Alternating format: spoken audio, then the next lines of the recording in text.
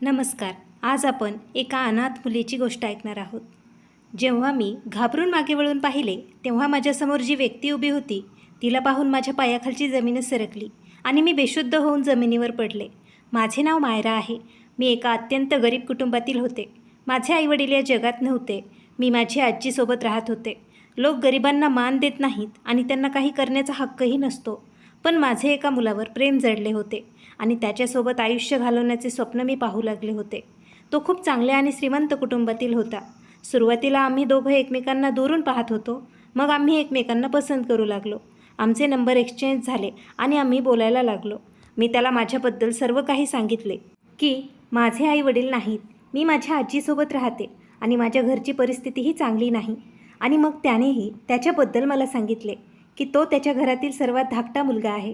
त्याचे नाव यश आहे आणि त्याला 2 मोठे भाऊ आहेत. आम्ही दोघं एकमेकांवर प्रेम करू लागलो आणि आम्ही लग्नाचा निर्णय घेतला. माझ्या आजीने काहीच म्हटले नाही. आमच्या नात्यासाठी तिने होकार दिला. यशने दुसऱ्याच दिवशी आपल्या घरच्यांशी बोलणं केलं आणि माझ्या घरी लग्नाचा प्रस्ताव आणण्याचा निर्णय घेतला. पण त्याच दिवशी माझी आजी वारली आणि ती मला या जगात एकटं सोडून निघून गेली. त्यांच्या जाण्याने मला असे वाटत होते की मी पूर्णपणे अनाथ झाले आहे. मी घरात जिथे जिथे पाहायचे तिथे मला सर्व काही सुनसान आणि ओसाड वाटू लागले होते आणि आता फक्त माझी शेवटची अपेक्षा यशवरच होती.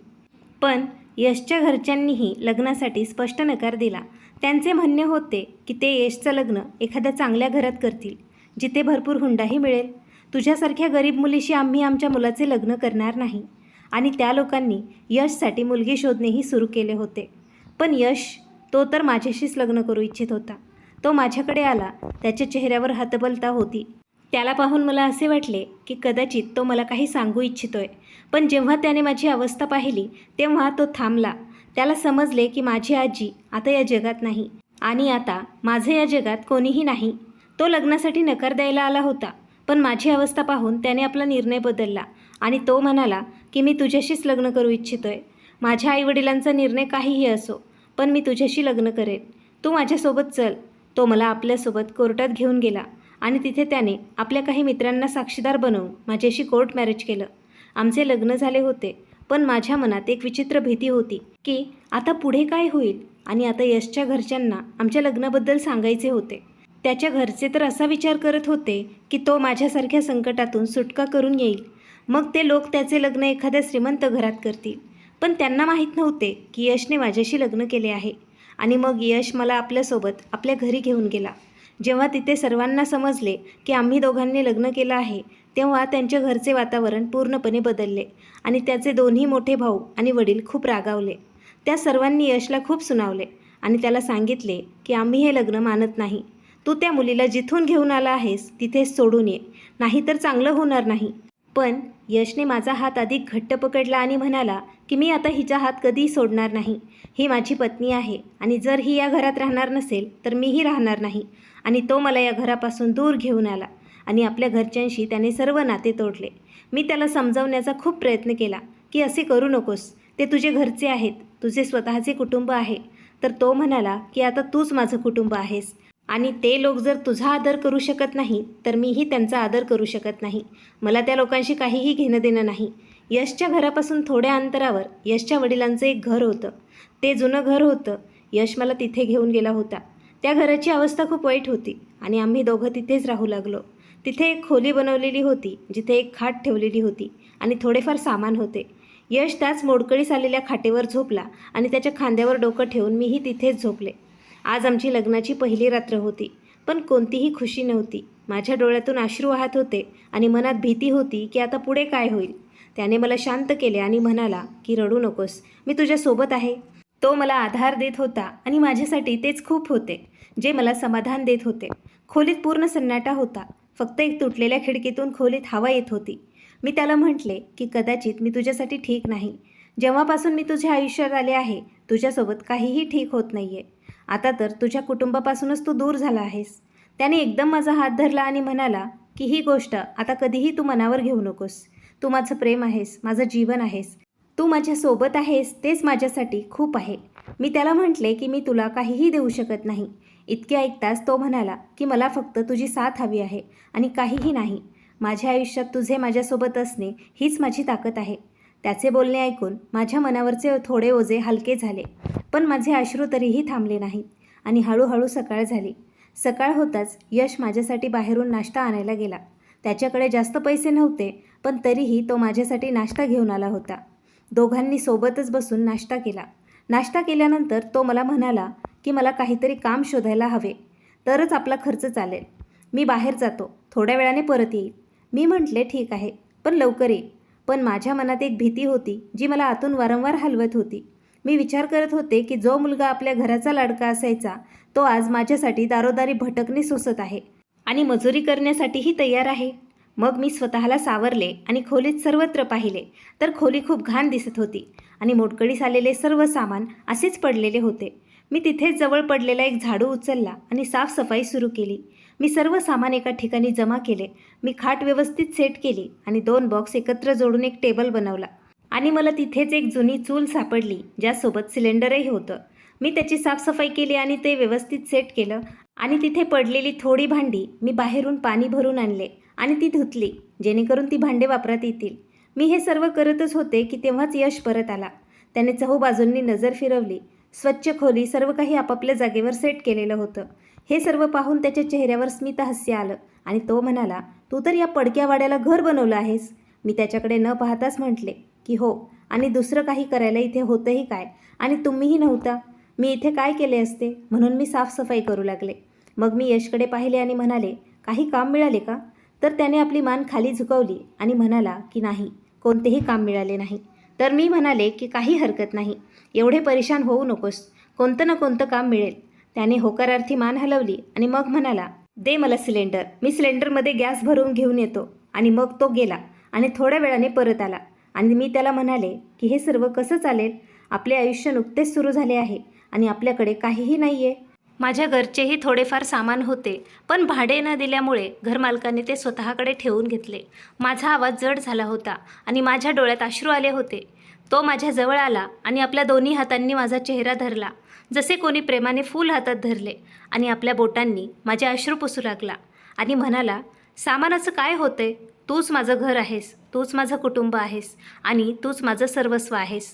आणि तू अजिबात टेन्शन घेऊ नकोस, मी सर्व काही ठीक करून टाकेन. त्याने मला आपल्या मिठीत घेतले आणि त्याच्या छातीशी लागून मला असे वाटले की माझे सर्व टेन्शन काही काळासाठी दूर झाले आहे. थोडा वेळ दोघेही तसेच उभे होते. त्याने माझ्याकडे पाहिले आणि म्हणाला की सोडून दे या सर्व गोष्टी. ज्यांच्याकडे काहीही नसते ते सुद्धा आपले आयुष्य जगून घेतात आणि आपल्याकडे तर आपण दोघं आहोत. मी काही ना काही करून घेईन, सर्व काही ठीक होईल. आणि दुपार झाली होती. यश बाहेरूनच आम्हा दोघांसाठी जेवण घेऊन आला होता. आम्ही दोघांनीही सोबत बसून जेवण केले. जेवण केल्यानंतर तो म्हणाला की मी माझा लॅपटॉप आणि फोन घेऊन येतो, मला काही काम करायचे आहे. आणि मग हळूहळू वेळ निघून जाऊ लागला आणि कधीकधी आमच्याकडे यशच्या आईचा फोन येत असे. यश त्यांच्या आईचा लाडका होता आणि सर्वात धाकटा मुलगा होता. त्याचं त्यांच्यावर खूप प्रेम होतं. त्या सतत फोन करत राहत होत्या. त्यांनी त्याला सांगितले होते की बेटा घरी परत ये, पण यशने आपल्या भावांमुळे घरी परत जाण्यास स्पष्ट नकार दिला होता. पण ते आपल्या आईशी बोलत राहत असे. परिस्थिती बदलत होती आणि आता तर अशी वेळ आली होती की यशकडे पूर्णपणे पैसेच संपले होते आणि आम्हा दोघांना काहीच समजत नव्हते की आम्ही काय करावं. तेव्हा माझे लक्ष माझ्या कानातल्या सोन्यांच्या बाळ्याकडे गेले, ज्या माझ्या आजीने मला दिल्या होत्या. मी हिम्मत करून यशला सांगितले आणि त्याला म्हटले की हे घे आणि या बाळ्या जाऊन विकून ये, काही दिवस आपला उदरनिर्वाह होईल. तर त्याने स्पष्ट नकार दिला आणि म्हणाला की नाही, मी तुझी कोणतीही गोष्ट विकू देणार नाही, मी काही ना काही करून घेईन, तुला हे सर्व काही करण्याची गरज नाही. आम्ही दोघं बोलत होतो की तेव्हाच दरवाजा उघडला आणि यशची आई घराच्या आत आली. यश जाऊन आपल्या आईच्या मिठीत शिरला. मग त्यांनी माझ्याजवळ येऊन माझ्या डोक्यावरून प्रेमाने हात फिरवला. त्यांनी काही पैसे यशला दिले आणि म्हटले की बेटा, तुला परेशान होण्याची गरज नाही, तुझी आई अजून जिवंत आहे. यशने आपल्या आईकडून पैसे घेण्यासही नकार दिला. तर त्यांनी म्हटले की बेटा, तू काय बोलत आहेस? जे काही आमचे आहे ते तुझेच तर आहे आणि तू परेशान होऊ नकोस, मी तुझ्या वडिलांशी बोलेन, सर्व काही ठीक होईल, मी तुला परत बोलावून घेईन. मग ती आमच्याजवळ बसली आणि त्यांनी आमच्याशी खूप गप्पा मारल्या आणि थोड्या वेळाने ती परत निघून गेली. आणि मग अशा प्रकारे कधीकधी यशची आई आमच्या घरी येत असे. एके दिवशी यशने मला सांगितले की त्याला एका महत्त्वाच्या कामासाठी बाहेर जायचे आहे. काही दिवसात त्याचे ते काम होईल आणि तो परत येईल. तो मला 15 दिवसांसाठी एकटं सोडून जात होता आणि मी घाबरत होते की मी कशा प्रकारे एकटी राहील. मग त्याने मला समजावले की मला परेशान होण्याची गरज नाही, मी लवकरच परत येईल आणि मग सर्व काही ठीक होईल. तो मला इतकं म्हणून निघून गेला आणि मी त्याच्या परत येण्याची वाट पाहू लागले. यश मला काही पैसे देऊन गेला होता, ज्यातून माझा खर्च चालत होता. हळूहळू वेळ निघून जाऊ लागला. मी यशला फोन करण्याचा खूप प्रयत्न केला. त्याचा काहीच पत्ता लागत नव्हता. मला समजत नव्हते की हे कसले काम आहे की ज्यात इतका बिझी झाला आहे. त्याला माझी एकदाही आठवण आली नाही. मी रोज दरवाजाजवळ बसून त्याची वाट पाहायचे, या आशेने की कदाचित लवकर तो परत येईल. पण असे झाले नाही. हळूहळू वेळ निघून जाऊ लागला. तो 15 दिवसांचं सांगून गेला होता, पण आज पूर्ण 25 दिवस झाले होते आणि तो आला नव्हता. माझे हृदय खूप जास्त घाबरत होते. तेव्हाच एके दिवशी अचानक दरवाजावर थाप पडली. मी दरवाजाकडे गेले. मला वाटले की यश आला आहे. मी आनंदाने दरवाजा उघडला, पण समोर यश नव्हता, तर 2 माणसं उभी होती. त्यांच्या हातात एक सुटकेस होती. मी त्यांना म्हटले की कोण आहात तुम्ही लोक? तर त्यांनी म्हटले की काय तुम्ही यशची पत्नी आहात? मी म्हटले की हो, मी त्याची पत्नी आहे. काय झाले सांगा मला. तर त्यांनी म्हटले की ते आता या जगात राहिले नाहीत. एक कार अपघातात त्यांचा मृत्यू झाला आहे आणि त्यांची अवस्था इतकी वाईट होती की आम्ही त्यांना इथंपर्यंत आणू शकत नव्हतो. हे त्यांचे काही सामान आहे जे तुम्हाला द्यायला आलो आहोत. हे ऐकताच माझ्या पायाखालची जमीन सरकली. माझी अवस्था खूप वाईट झाली होती. मी रडत रडत जमिनीवर बसले आणि ते लोक तिथून निघून गेले. यश माझा एक शेवटचा आधार होता आणि आता तोही या जगात नव्हता. मी आता एकटी कशी राहणार, या सर्व गोष्टी माझ्या डोक्यात चालू होत्या. माझी तर जणू दुनियाच हादरली होती. मी उद्ध्वस्त झाले होते. ही गोष्ट जेव्हा यशच्या भावांना आणि त्याच्या आईवडिलांना समजली, तर ते लोक माझ्याकडे आले. यशच्या आईला माझ्याबद्दल सहानुभूती वाटत होती, पण त्यांच्या भावांना आणि त्यांच्या पत्नींना मी विषासारखी वाटत होते.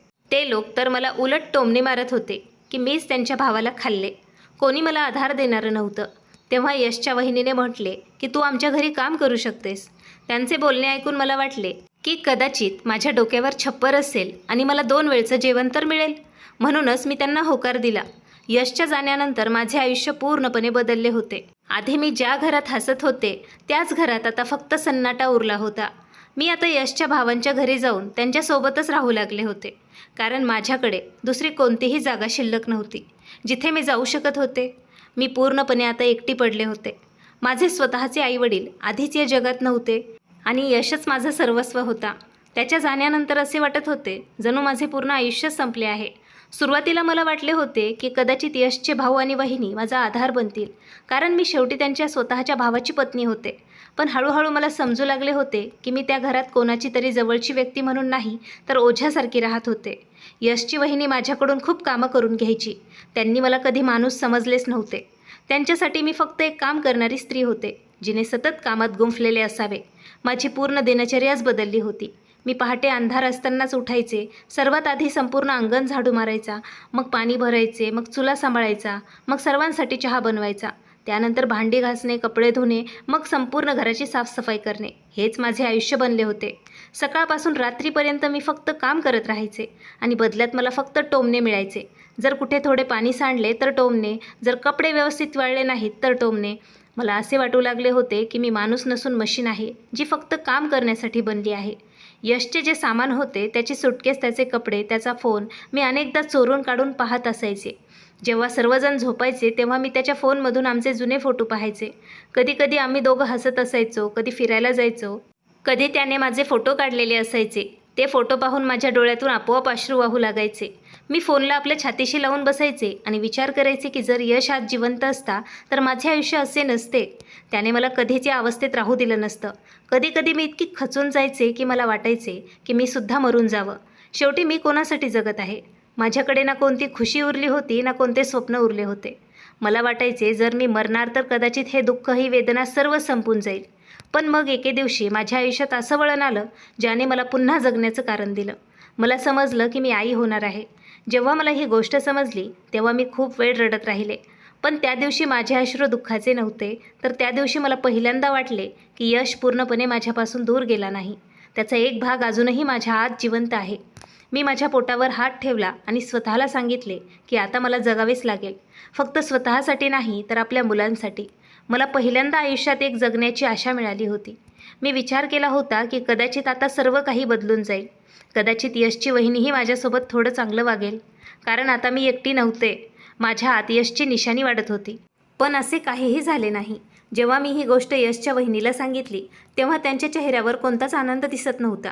त्यांनी फक्त एकदा मला वरून खालपर्यंत पाहिले आणि थंड स्वरात म्हणाल्या, ठीक आहे, मग आता तुला जास्त सांभाळून कामं करावे लागेल. त्यांचे बोलणे ऐकून मला खूप वाईट वाटले.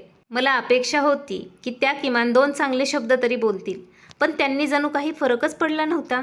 त्यानंतर त्यांनी माझ्यावर अजून जास्त काम टाकायला सुरुवात केली होती. आधीही मी पूर्ण घराचे काम एकटीच करायचे, पण आता कामाचा बोजा अजून जास्त वाढला होता. सकाळपासून रात्रीपर्यंत मी न थांबता काम करत राहायचे. भांडी घासणे, झाडू पोछा करणे, कपड्यांचा ढीग धुणे, पूर्ण घराची साफसफाई करणे, सर्व काही काम माझ्यावरच होते. कधीकधी माझे शरीर उत्तर देऊन टाकायचे, कमरेत दुखू लागायचे, चक्कर येऊ लागायची, पण तरीही मला आराम करू दिला जात नव्हता.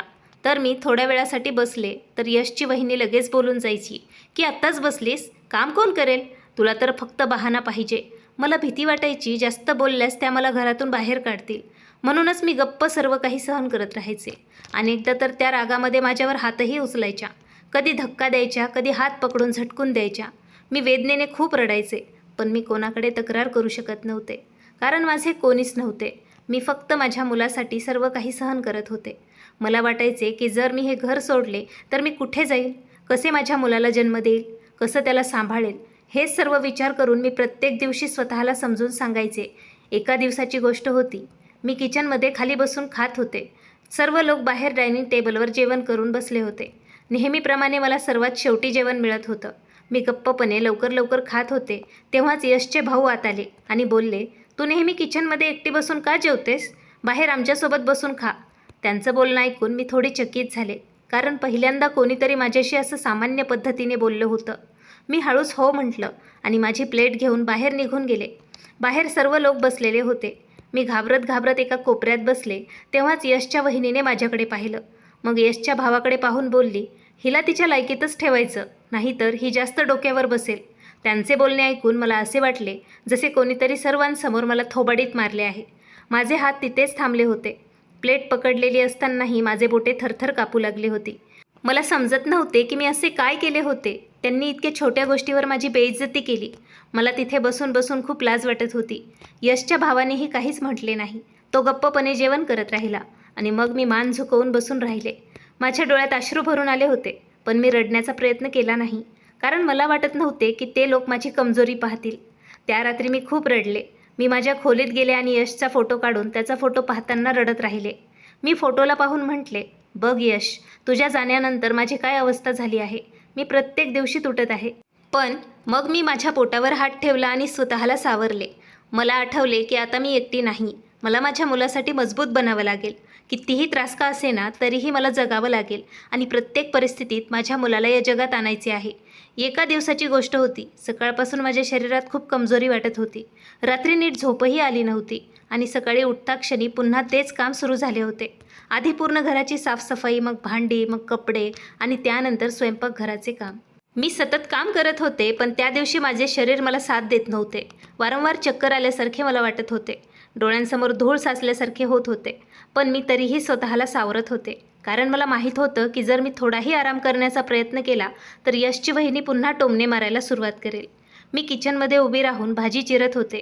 तेव्हाच यशचे भाऊ माझ्याकडे आले.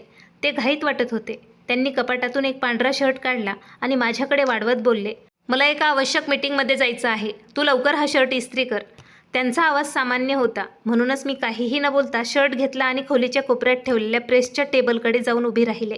मी हळूहळू शर्ट प्रेस करायला लागले होते, पण माझ्या हातात ताकद नव्हती. डोकं जड झालं होतं आणि पोटातही विचित्र वेदना जाणवत होती.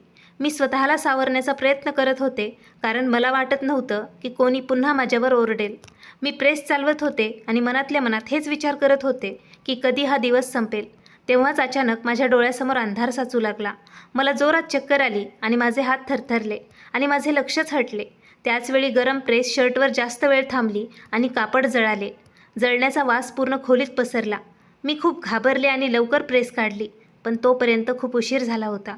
शर्टवर मोठा काळा डाग पडला होता. माझे हृदय जोरात धडधडू लागले. मला समजत नव्हते की आता काय होईल.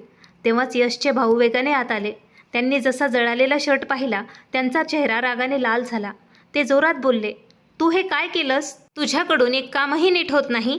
तू माझा शर्ट खराब केलास. आता मी मीटिंगमध्ये काय घालून जाणार? मी भीतीमुळे काहीच बोलू शकले नाही. मी फक्त हळूच म्हटले, माझ्याकडून चूक झाली. मला चक्कर आली होती, पण त्यांनी माझे काहीच ऐकले नाही. मग त्यांचा राग इतका वाढला की त्यांनी एकदम माझ्या चेहऱ्यावर जोरात चापट मारली. चापट इतकी जोरात होती की मी तिथेच लडखडून खाली पडले. माझ्या कानात आवाज घुमू लागला. डोळ्यांतून अश्रू निघून पडले आणि माझा चेहरा जळू लागला. मी जमिनीवर बसून राहिले आणि माझ्या गालावर हात ठेवला. मला विश्वास बसत नव्हता की त्यांनी माझ्यावर हात उचलला. त्याचवेळी यशची वहिनीही तिथे आली. तिने जळालेला शर्ट पाहिला. मग माझ्याकडे रागाने पाहताना बोलली, ही मनहूस कोणत्याच कामाची नाही. हिला मी आत्ताच्या आत्ता या घरातून बाहेर काढते. तू चूक केलीस जे हिला इथे घेऊन आलीस. तिचे शब्द माझ्या काळजाला टोचले. मी गप्पपणे खाली बसून राहिले. ती सतत बोलत होती, जेव्हापासून ही घरात आली आहे फक्त साडीसाठी मागे लागली आहे. ना काम नीट होते ना काही फायदा आहे तिचा. वरून तिचे नखरे वेगळेच. मी रडत रडत त्यांना पाहत होते. पण कोणालाही माझ्या अवस्थेवर दया येत नव्हती. मी गरोदर होते. माझी तब्येत खराब होती. मी सकाळपासून न थांबता सतत काम करत होते. पण कोणालाही याचे फरक पडत नव्हता. यशचे भाऊही रागात माझ्याकडेच घोरत होते. जसे सर्व चूक फक्त माझीच आहे. त्या क्षणी मला पहिल्यांदा जाणीव झाली की खरोखर या घरात माझी काहीही जागा नाही. मी त्यांच्यासाठी फक्त ओझं आहे. यशच्या जाण्यानंतर या घरात कोणी मला आपले वाटत नव्हते. सर्व फक्त माझ्यावर उपकार दाखवत होते.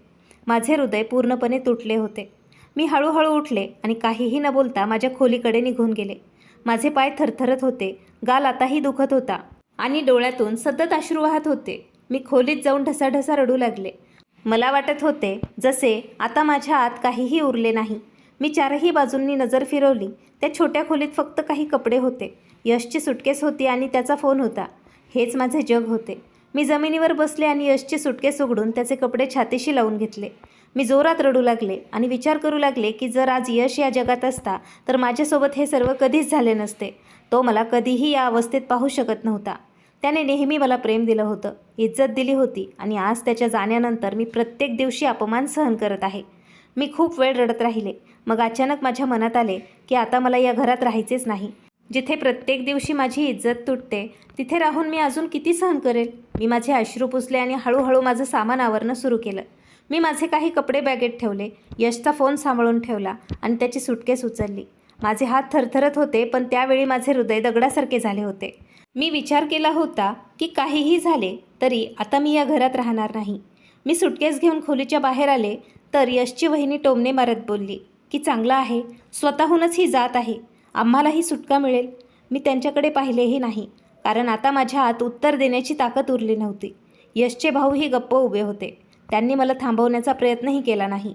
हे पाहून माझे हृदय अजून तुटले. मी हळूहळू दरवाजाकडे गेले आणि घराबाहेर पडले. बाहेर ऊन होते. रस्त्यावर लोक ये जा करत होते. पण मला काहीच समजत नव्हते. मी फक्त चालत होते. माझ्या डोळ्यातून अश्रू सतत वाहत होते. मी विचार करत होते आता कुठे जाईन, कोणाकडे जाईन. माझ्याकडे ना घर होतं, ना आधार होता, ना पैसे. पण मी माझ्या पोटावर हात ठेवला आणि स्वतःला म्हटले की नाही, मला तुटायचे नाही. आता मला फक्त स्वतःसाठी नाही, माझ्या मुलासाठी जगायचं आहे. कितीही दुःख आले तरी मी प्रत्येक परिस्थितीत स्वतःला सांभाळायचं आहे. कारण आता माझ्या आत यशची शेवटची निशाणी वाढत होती आणि त्यासाठी मला प्रत्येक वेदना सहन करावी लागेल. मी सुटकेस हातात घेऊन रस्त्यावर हळूहळू चालत होते. पण खरे सांगू तर मला स्वतःलाच माहीत नव्हते की मी कुठे जात आहे. माझे पाय फक्त आपोआप पुढे जात होते. डोके खूप जड वाटत होते. डोळ्यांसमोर धूळ साचल्यासारखी होती आणि शरीरात अजिबात ताकद उरली नव्हती.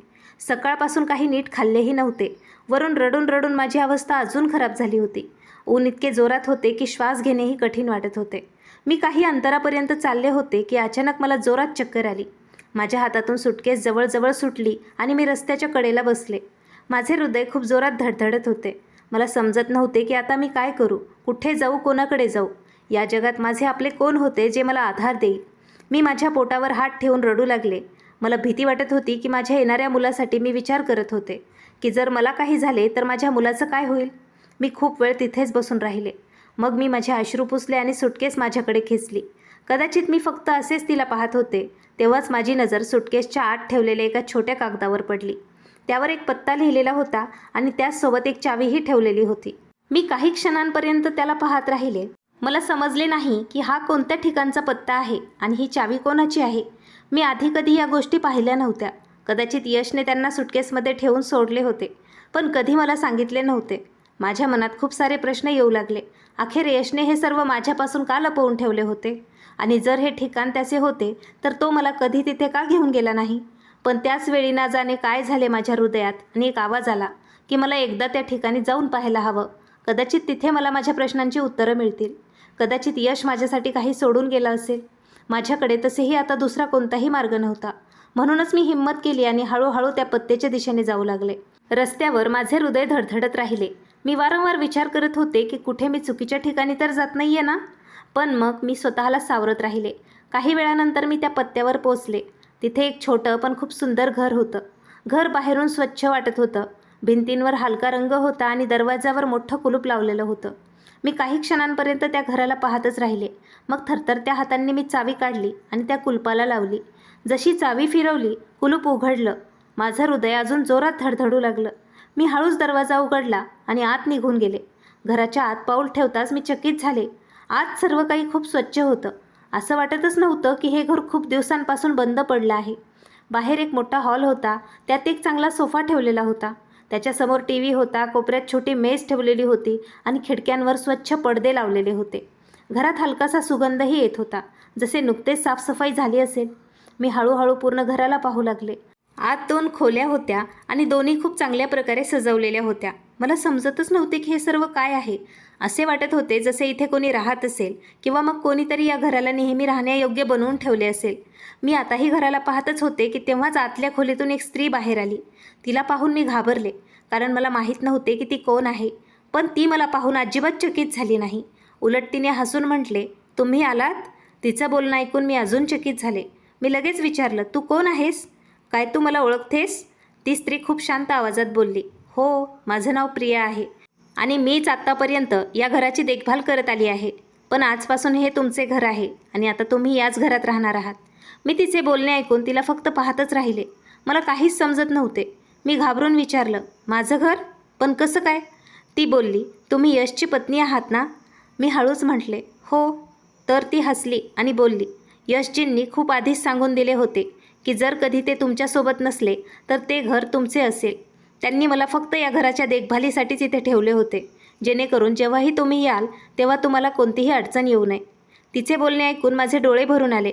मला विश्वासच बसत नव्हता की यशने माझ्यासाठी एवढा विचार करून ठेवला होता. जेव्हा सर्व लोक मला ओझं समजत होते, तेव्हा यश आधीपासून माझ्यासाठी एक सुरक्षित जागा सोडून गेला होता. प्रियाने मग माझ्याकडे अजून एक चावी वाढवली आणि बोलली, "ही कपाटाची चावी आहे. आता सर्व काही तुमचंच आहे." मी तिला अजून खूप काही विचारायचं होतं, पण मला जाणून घ्यायचं होतं की यशने हे घर कधी घेतलं होतं, का घेतलं होतं आणि त्याने मला कधी सांगितले का नाही. पण ती घाईत वाटत होती. तिने फक्त इतकेच म्हटले की "आता तुम्ही चिंता काही करू नका" आणि मग ती तिथून निघून गेली. मी दरवाजावर उभी राहून तिला जातानाच पाहत राहिले. पूर्ण घर शांत होतं. मी हळूहळू आत आले आणि चहूबाजूंनी पाहू लागले. इतक्या दिवसानंतर मला पहिल्यांदा असे वाटत होते जसे मी कोणत्या तरी सुरक्षित ठिकाणी आहे, जिथे कोणी माझ्यावर ओरडणारं नाही, कोणी टोमणे देणारं नाही, कोणी मला धक्के देणार नाही. मी हळूच सोफ्यावर बसले आणि खूप रडू लागले. पण यावेळी माझे अश्रू फक्त दुःखाचे नव्हते, त्यांच्यात आरामही होता.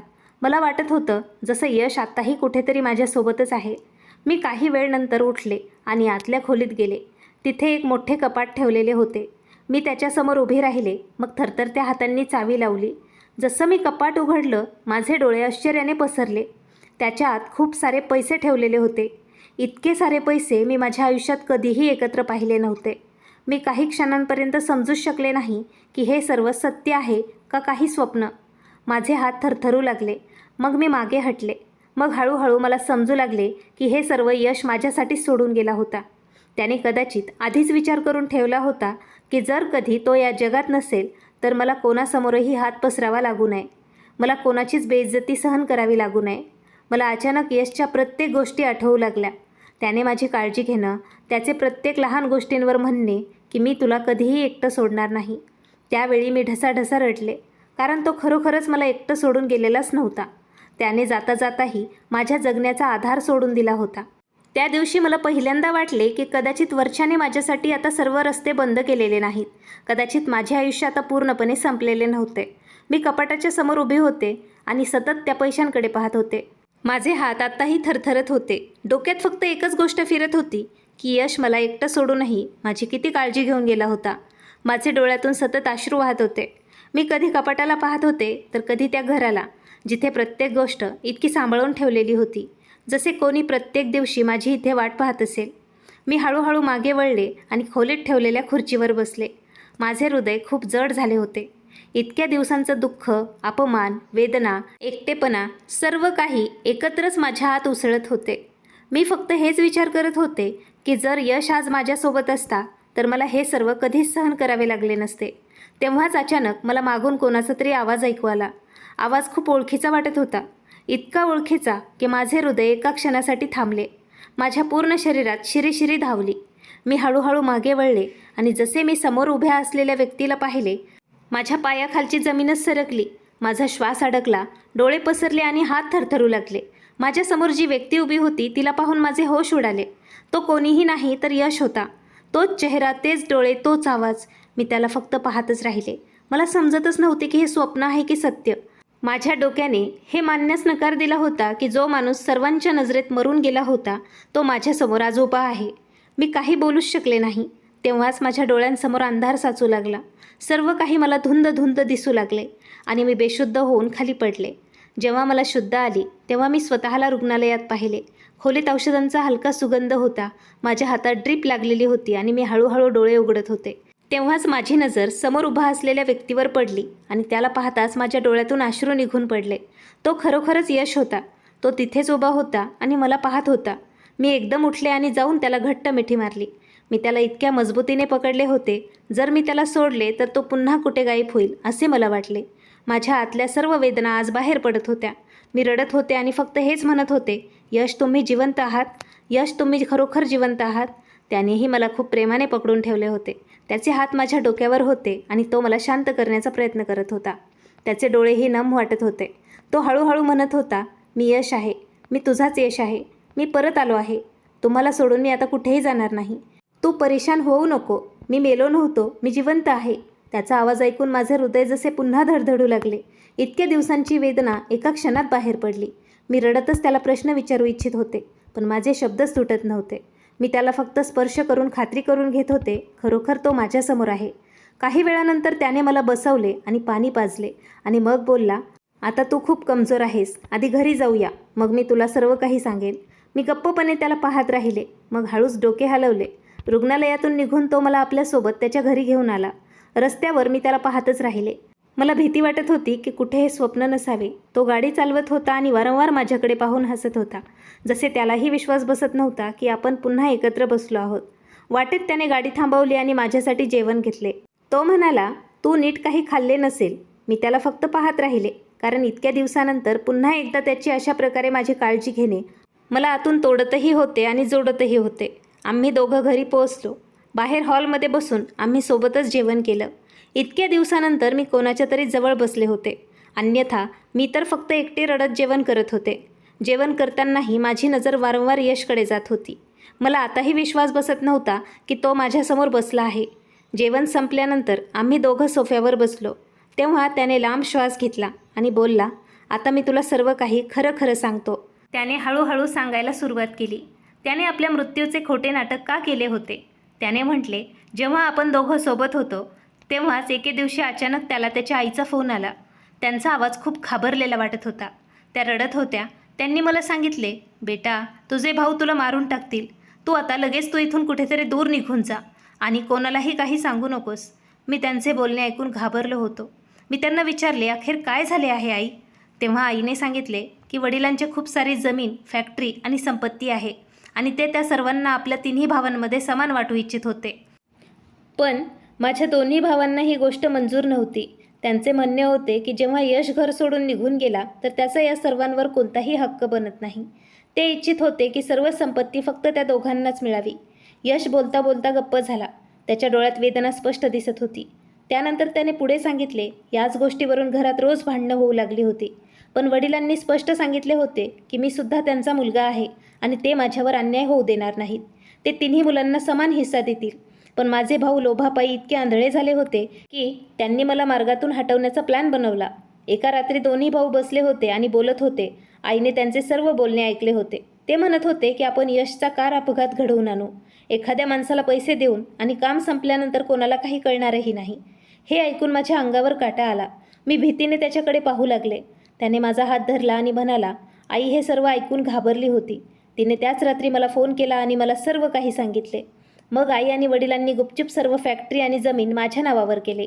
पण ही गोष्ट कोणालाही सांगितली नाही. त्यांनी मला या घराची चावी दिली आणि सांगितले की काही काळासाठी तू जगातून गायब होऊन जा, नाहीतर तुझे भाऊ खरोखरच तुला मारून टाकतील. मला समजत नव्हते की मी काय करू. पण मग मी मजबुरीमध्ये माझ्या मृत्यूचे खोटे नाटक रचले, जेणेकरून सर्वांना वाटावे की मी मेलो आहे आणि माझे भाऊ शांत होतील. मी हे सर्व ऐकून सुन्न झाले होते. माझ्या मनात रागही होता, वेदनाही होती आणि दिलासाही होता की माझा यश जिवंत आहे. मी रडत त्याला विचारले, पण मला का सांगितलं नाही? तुम्हाला माहीत आहे का तुमच्याशिवाय मी काय काय सहन केलं आहे? मी प्रत्येक दिवशी मरत होते. यशच्या डोळ्यातूनही अश्रू आले. त्याने माझा हात धरून म्हटले, जर मी तुला सत्य सांगितले असते तर तू कधीच हे रहस्य लपवू शकली नसतीस. आणि जर माझ्या भावांना थोडा जरी संशय आला असताना तर ते तुलाही नुकसान पोहोचवू शकले असते. मला तुला वाचवायचे होते म्हणून मी स्वतःला तुझ्यापासून दूर केले. त्याचे बोलणे ऐकून माझे हृदय तुटतही होते आणि भरूनही येत होते. कारण त्याने मला वेदना जरूर दिल्या होत्या, पण माझे प्राण वाचवण्यासाठी दिल्या होत्या. आणि त्या रात्री इतक्या दिवसानंतर मी पहिल्यांदा शांतपणे झोपले, कारण माझा हरवलेला यश मला परत मिळाला होता. मी यशच्या समोर बसले होते आणि सतत रडत होते. इतक्या दिवसांची वेदना माझ्या आत जमा झाली होती, जी आज बाहेर पडत होती. यश वारंवार माझा हात धरून मला शांत करण्याचा प्रयत्न करत होता, पण मी स्वतःला रोखूच शकत नव्हते. मी त्याला रडत रडत सर्व काही सांगितले की त्याच्या जाण्यानंतर त्याचे भाऊ आणि वहिनी मला त्यांच्या घरी कसे घेऊन गेले होते.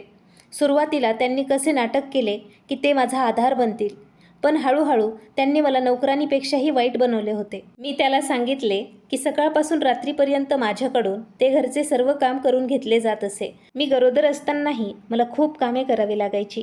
तुमची वहिनी मला प्रत्येक लहान गोष्टीवर टोमणे द्यायची आणि त्यांनी मला कधीही माणूस समजले नाही. मी बोलता बोलता रडायचे आणि यशचे डोळे लाल होत होते. मी त्याला सांगितले की त्याच्या भावाने फक्त एक शर्ट जळाल्यावरून माझ्यावर कसा हात उचलला होता. त्याने मला थोबाडीत मारले होते आणि त्याच्या वहिनीने मला मनहूस म्हणून घराबाहेर काढले होते. हे सर्व ऐकून यशचा राग वाढतच होता.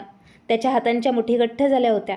त्याने रागाने म्हटले, मी आत्ताच्या आत्ता त्यांच्याकडे जातो. मी त्यांना विचारणार की त्यांनी तुझ्यासोबत असे का केले? तू माझी पत्नी होतीस. मी तुला त्यांची जबाबदारी म्हणून सोडलं होतं आणि त्यांनी तुला या अवस्थेत पोहोचवलं. इतकं बोलून तो उठला, पण मी त्याच्यासमोर उभे राहिले. मी त्याचा हात धरून रडत म्हणाले, नाही यश, तू कुठेही जाणार नाहीस. ते लोक आधीच तुझा जीव घेणे शत्रू आहेत. जर त्यांना समजले तू जिवंत आहेस तर ते तुला पुन्हा नुकसान पोहोचवतील. मी तुला पुन्हा गमावू शकत नाही. माझा आवाज थरथरत होता, कारण आता माझ्यात यशला पुन्हा संकटात पाहण्याचे धाडस उरले नव्हते. यश अजूनही खूप रागात होता आणि पुन्हा पुन्हा म्हणत होता की तो त्या लोकांना सोडणार नाही. पण मी त्याला समजावले. मी त्याला सांगितले की जे लोक लोभापायी आपल्याच भावाचा जीव घेण्याचा विचार करू शकतात ते कोणत्याही थराला जाऊ शकतात. आपल्याला त्यांच्यापासून दूर राहायला हवे. मी त्याचा चेहरा पकडून म्हटले, यश, मला आता फक्त तू हवा आहेस. मला कोणाशीही काही वाद नकोयत. मी तुला गमावून पाहिले आहे. मी पुन्हा ती वेदना सहन करू शकत नाही. माझी गोष्ट ऐकून यश शांत होऊ लागला. त्याने मला मिठी मारली आणि म्हणाला, ठीक आहे, मी तुझं ऐकतो. मी फक्त तुझ्यासोबत राहू इच्छितोय. त्यानंतर आम्ही दोघं बराच वेळ बोलत बसलो. आम्ही आमच्या येणाऱ्या बाळाबद्दल, नवीन आयुष्याबद्दल विचार करत होतो. यशने सांगितले की आई वडिलांनी सर्व फॅक्टरी आणि जमिनी गुपचूप त्याच्या नावावर केल्या आहेत आणि त्याच्याकडे पुरेसे पैसेही आहेत. त्याने म्हटले की आता आपल्याला कोणासमोर हात पसरण्याची गरज नाही. मी त्याला सुचवले की आपण इथून खूप लांब निघून जाऊया, जिथे कोणी आपल्याला ओळखतही नाही. यश काही वेळ शांत राहिला आणि मग म्हणाला, जर तू तयार असशील तर आपण अमेरिकेला जाऊया. तिथे माझ्या एका मित्राची कंपनी आहे. मी हळूच म्हटले, जर तू माझ्यासोबत असशील तर मी कुठेही जायला तयार आहे. काही दिवसानंतर आम्ही भारत सोडलं आणि अमेरिकेत गेलो. अमेरिकेत सुरुवातीला मला खूप विचित्र वाटले, पण यश प्रत्येक पावलावर माझ्यासोबत होता. आम्ही एक छोटं पण खूप सुंदर घर घेतलं. तिथे कोणी टोमणे देणारं नव्हतं. हळूहळू पुन्हा मी हसायला शिकले. काही महिन्यांनंतर मी एका गोंडस मुलीला जन्म दिला. यशने पहिल्यांदा तिला उचलले तेव्हा त्यांच्या डोळ्यात अश्रू आले. आम्ही मुलीचे नाव आनंदी ठेवले. आम्ही तिथे आमच्या छोट्या जगात आनंदाने राहू लागलो. एक दिवस यशच्या वडिलांचा फोन आला. ते खूप दुःखी वाटत होते आणि म्हणाले की तुझ्या भावांनी आम्हाला घराबाहेर काढले आहे आणि वृद्धाश्रमात ठेवले आहे. आता आमची शेवटची आशा तूच आहेस. हे ऐकून यशला खूप दुःख झाले. त्याने लगेच त्यांची अमेरिकेची तिकीटं आणि विजाची व्यवस्था केली. काही दिवसातच ते आमच्याकडे आले. जेव्हा त्यांनी त्यांची नात आनंदीला कडेवर घेतले तेव्हा त्यांचा चेहरा आनंदाने फुलला. हळूहळू त्यांनी मलाही मनापासून स्वीकारले. ज्या घरात कधी दुःखाची सावली होती तिथे आता फक्त प्रेम राहिले होते. आयुष्याने मला जेवढे तोडले होते तेवढेच आता जोडूनही दिले होते. शेवटी मी अशा जागी पोहोचले होते जिथे मी माझ्या कुटुंबासोबत खरोखर आनंदी होते. मित्रांनो, आशा आहे की तुम्हाला आमची ही कथा खूप आवडली असेल. कथा आवडली असेल तर व्हिडिओला लाईक करा, चॅनलवर नवीन असाल तर सबस्क्राईब करा आणि नोटिफिकेशन बेल दाबायला विसरू नका. भेटूया आपण एका नवीन कथेसोबत. तोपर्यंत धन्यवाद.